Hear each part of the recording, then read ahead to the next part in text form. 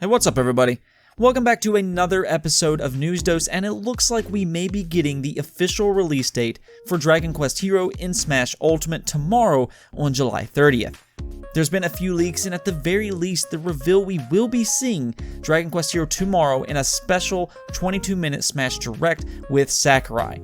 But before we get into all that, don't forget to hit the subscribe and bell notification button if you want to keep up to date with all of the latest gaming news. I try to post 3 to 4 times a week, and I pride myself on delivering as much game-related news as I possibly can.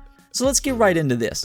And yeah, it looks like Nintendo may have accidentally leaked that Dragon Quest Hero will not only be revealed tomorrow on the 30th, which we do know, but also that Dragon Quest Hero will be releasing this Wednesday on the 31st. The Nintendo of Europe Twitter account, as well as Nintendo Netherlands, and I believe the Nintendo of Italy account, posted to Twitter that Update 4.0 would be releasing this Wednesday, which more than likely includes the Dragon Quest Hero. Now, there is a string of reasons to believe this right now, and while it is completely speculative by this point, I'm inclined to believe it is happening. For starters, the pictures in these posts clearly shows Dragon Quest Hero, which is a pretty big indication that it will include Hero as part of the update.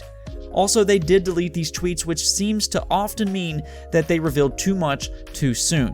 Now, it should also be noted that 2 different accounts posted the same thing, so I don't think it was an accident by any means. Also, earlier this month, Nintendo did release a video showcasing July releases that seem to have pegged Dragon Quest Hero in Smash Ultimate for July, considering it was in the video. Though they did try to cover their tracks and acted like it wasn't happening. But if we were to believe that video, then there really is only 2 days left. We have tomorrow, where we know that Sakurai has a 22-minute Smash Ultimate Direct, and then we have Wednesday, which we now know has the Smash Ultimate 4.0 update. Really, I would be very, very surprised if Hero is not in this update. At the very least, I'm looking forward to seeing the Smash Direct tomorrow. In other news, Phil Spencer talked a little bit about Xbox's first-party output this generation, and did note their struggles in that regard, but noted that Xbox has to mean quality. This is really good to hear for Xbox fans, and I've said this multiple times, but I do believe Xbox has a very bright future. Fans may not always understand this, but it does take time to turn things around, and when games take on average like 4 years to develop, you won't always see change in 1 year's time. What we do know is that ever since Microsoft CEO Nadia Sadella started to take Xbox more serious and gave Xbox a real budget, which they seem to have lacked before, Xbox has went out and acquired a lot of studios, they have built others, and they're also on a hiring spree with almost all of their existing studios. So I'm inclined to believe Phil Spencer is taking first-party content very serious. They also seem to be giving their first-party studios more freedom than ever before, and Phil Spencer has even talked about giving studios more time than before, because now that they have so many studios, they don't feel as pressured to release games in a specific time frame. Now, I actually do believe they have several good first-party games this generation, and they have published some great games, but I will say that they have been prone to releasing games with some technical difficulties, such as State of Decay 2 and the Master Chief Collection with all the networking issues, or maybe even a little low on content such as Sea of Thieves. Now, granted, both Master Chief Collection and Sea of Thieves has been drastically improved since the original release date, but hopefully we see games with a little bit more content and a little bit more polish on release in the future.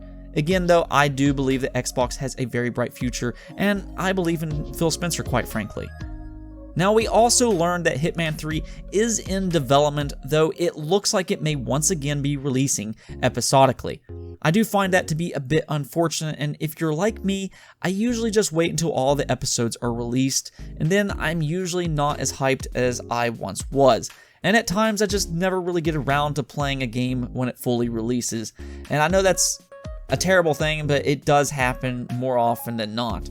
With that said, IOI has done a great job with the Hitman franchise, and I'm certain they will make yet another great game. They did reveal a few more things that I did find to be a little interesting, one being they are working on a new IP as well, but also that they are absolutely independent. And the reason I bring that up is because a lot of people have speculated for a while now that Microsoft was buying IOI. But this is coming straight from them. They are an independent studio, so I don't think they're in any kind of discussion with Microsoft, or at least at this time.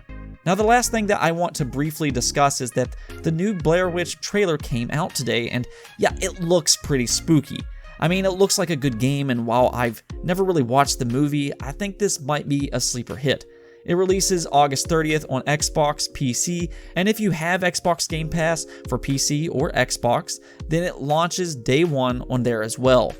Now, I do know a few people may be wondering if Blair Witch will be coming to PlayStation 4, and the developer said we are concentrating on Xbox and PC at this time, which means don't give up hope because they didn't rule it out completely. Again, though, it looks like a great game, and I hope everybody can enjoy it at some point in time. But if you do have Xbox Game Pass or on PC or Xbox, or if you just have an Xbox and you don't have Game Pass in general, then you might want to check this one out because it actually looks pretty good. Anyways, that's it for this episode, but let me know what you think in the comments below, and don't forget to hit that like and subscribe button. Peace out.